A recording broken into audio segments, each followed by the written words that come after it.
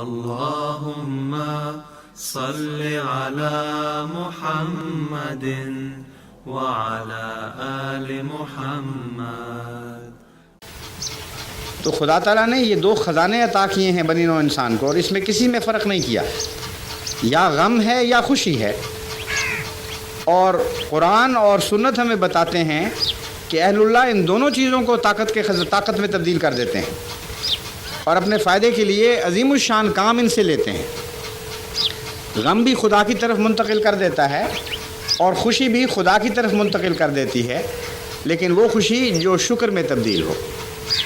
چنانچہ قرآن کریم فرماتا ہے یدعون ربہم خوفا وطمعا ومما رزقناہم ینفقون۔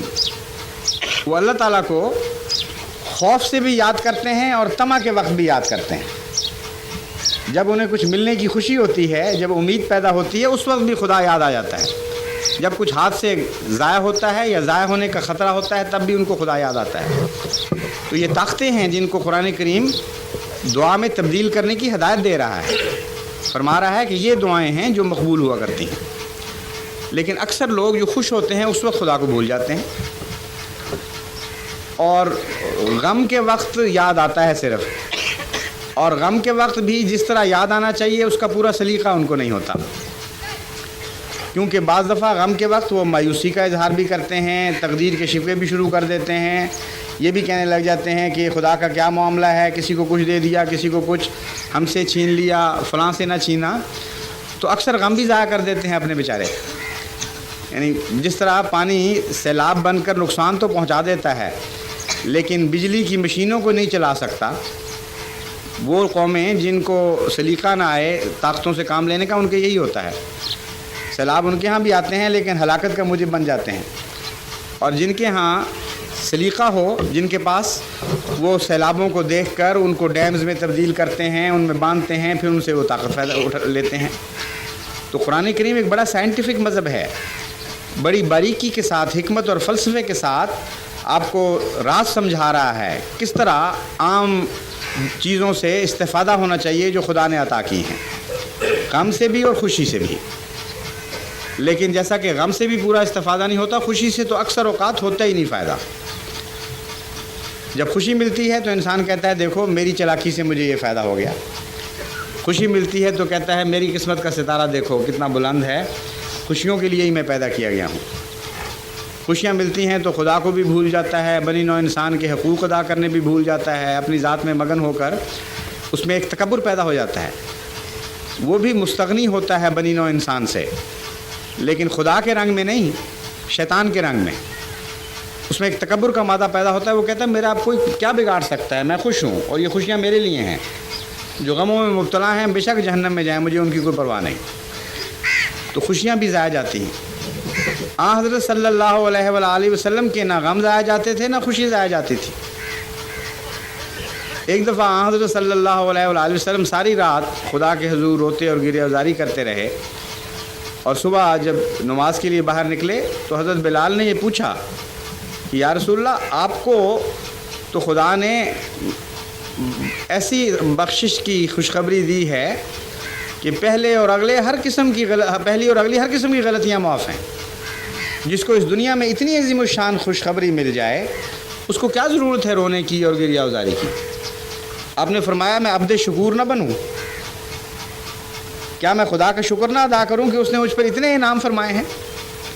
تو دیکھیے ایک عارف باللہ کی خوشیاں بھی شکر میں ڈھلتی ہیں تو دعا بنتی ہیں، اور شکر کے آنسو آنکھوں سے رواں ہوتے ہیں۔ تو یہ خزانہ تو ہر انسان کو کسی نہ کسی شکل میں ملا ہی ہوا ہے۔ خوشیاں کسی نہ کسی وقت میسر آتی ہیں انسان کو۔ صبح جب آنکھ کھولتا ہے صحت کے ساتھ تو جو عبد شکور ہو وہ اس بات کو بھی شکر میں تبدیل کر دیتا ہے۔ چنانچہ حضرت صلی اللہ علیہ وآلہ وسلم نے جو دعائیں سکھائیں ان سے اندازہ ہوتا ہے کہ آپ کیسے عبد شکور تھے۔ کوئی زندگی کا موڑ نہیں، کوئی تبدیلی نہیں جس میں آپ نے شکر کے کلمے بیان نہیں کیے اور اللہ تعالیٰ کے حضور دعائیں کر کے اور خدا کے فضل نہیں مانگے۔ تو آپ کو جب اچھے نئے کپڑے پہنتے تھے اللہ کا شکر کرتے تھے، جب نئے موسم کا پھل آتا تھا خدا کا شکر کرتے تھے، جب آنکھ کھولتے تھے دوبارہ تو شکر کرتے تھے کہ خدا نے مجھے اس نیند سے جو ایک موت کی بہن ہے دوبارہ زندگی عطا کی ہے۔ کوئی لمحہ کوئی زندگی کی تبدیلی ایسی نہیں تھی جس میں آپ خوشی کو محسوس نہ کریں اور اس خوشی کو شکر میں تبدیل نہ کر دیں۔ تو خوشیاں تو آپ کو نصیب ہوتی ہیں اور ہر آن نصیب ہو رہی ہیں، مثلا اچھا موسم ہو، اچھی مجلس ہو، اطمینان سے بیٹھے ہیں، کوئی تکلیف نہیں، کوئی دکھ نہیں، اگر عبد شکور ہو تو اس بات کا بھی احساس کرے گا کہ اللہ کا فضل ہے۔